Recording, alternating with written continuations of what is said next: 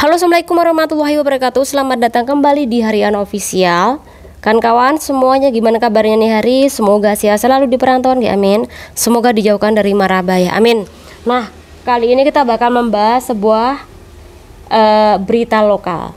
Tapi sebelum kita bahas tentang berita lokal kan kawan, ada pembaruan informasi yang kemarin channel ini bahas. Jadi kemarin channel ini bilang bahwa ada 6 TKW, calon 6 TKW kabur dari penampungan atau PT.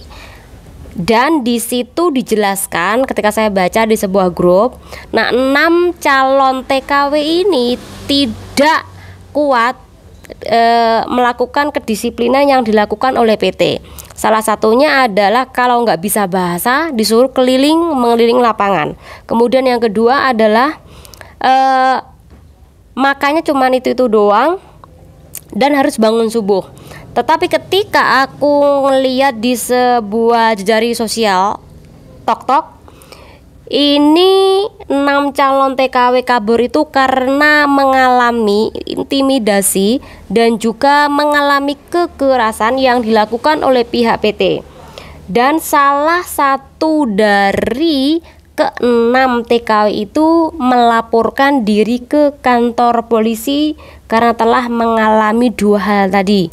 Jadi saat ini kasusnya lagi diproses kan kawan. Dan ketika aku baca juga ada yang bilang bahwa PT ini sering sekali melakukan hal yang sama terhadap calon TKW-nya.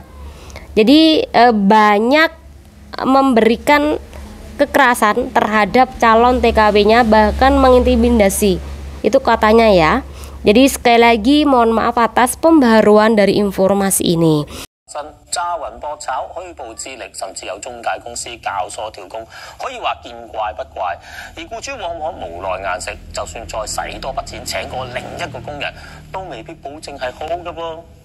唔少身受其害嘅僱主，由於冇路數，於是向我哋東夫即應求助。其中苦主 K 小姐嘅遭遇，更加係唔少外傭僱主嘅噩夢。當時我個 BB 咧就大概2個幾月啦，坐完院做嘢咧，佢照顧 BB 嘅時候咧，就發現佢有倒奶嘅情況。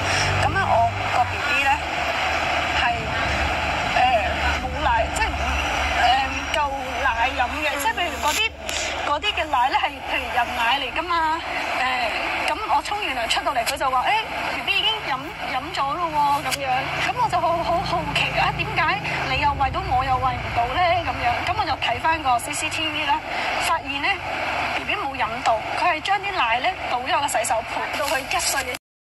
Video depan tadi, jadi itu adalah wawancara di sebuah stasiun televisi Hong Kong dan itu menyangkut tentang kawan-kawan semuanya. Jadi ada para majikan dan juga anggota dari parlemen Hong Kong, intinya adalah DPR lah, dan juga dibantu oleh pengacara. Ini mengusulkan undang-undang baru karena banyak sekali kejadian tentang kawan-kawan PRT ini yang melakukan kejahatan di negara Hong Kong. Salah satunya adalah kasus kemarin pencurian yang dilakukan oleh PRT Indonesia terhadap mbah jagaannya yang sudah meninggal. Jadi ini dianggap kasus kesalahannya adalah terletak pada PRT-nya. Kemudian yang kedua, adanya pertengkaran antara majikan dan juga PRT, dan itu sering sekali terjadi. Di sini tidak ada ketegasan atau keterpihakan undang-undang terhadap majikan. Kemudian yang ketiga adalah adanya kasus seorang PRT ini yang membuang susu anak jagaannya dan juga makanannya anak jagaannya di wastafel, tapi ngakunya sudah diberi makan, tetapi susunya itu dibuang oleh PRT-nya kan kawan. Ini juga dibahas. Dan kemudian banyaknya juga mbak-mbak yang hutang bank, kemudian setelah itu dia tidak mampu membayar, dia memutuskan kontrak kerja. Alhasil pihak dari bank ini menghubungi majikan Anda. Nah, ketika menghubungi majikan Anda, secara otomatis yang dikejar itu adalah majikan Anda. Dikejar baik itu dengan surat tagihan yang datang ke rumah ataupun telepon ke tempat majikan Anda. Ini dianggap sangat menyusahkan majikan Anda. Ini juga dibahas dan mereka ini mengusulkan kalau ada calon atau PRT yang apabila nantinya berhutang bank lagi itu harus minta persetujuan majikan, dan dia juga meminta pihak jasa dari bank ini harus melakukan izin dulu ke majikan apakah majikan kasih PRT-nya hutang bank atau enggak.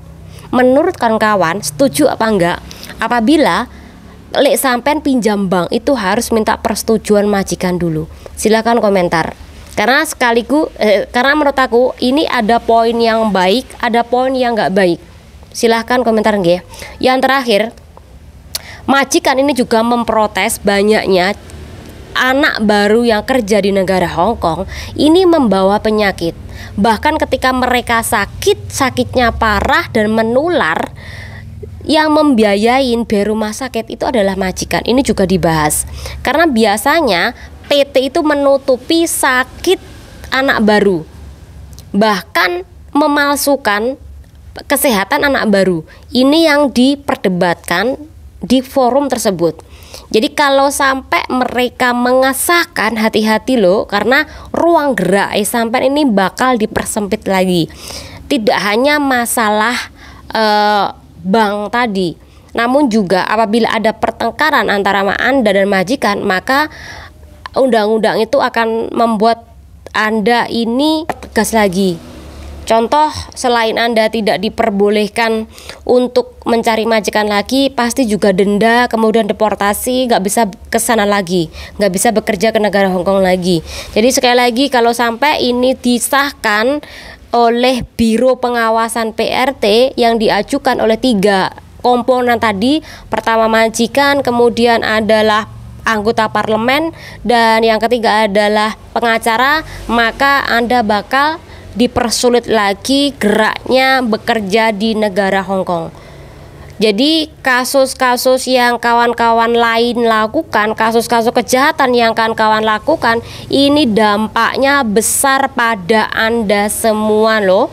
Jadi kadangkala orang anggapnya itu adalah enteng ketika ada kasus lainnya, tetapi dampaknya itu dititeni, diingat-ingat bahwa kasus seperti ini bisa saja terulang kali ketika tidak ada penanganan yang serius. Jadi dampaknya besar pada kalian semuanya. Semoga dengan ini bermanfaat buat kawan-kawan semuanya. Channel diri. Wassalamualaikum warahmatullahi wabarakatuh. Bye.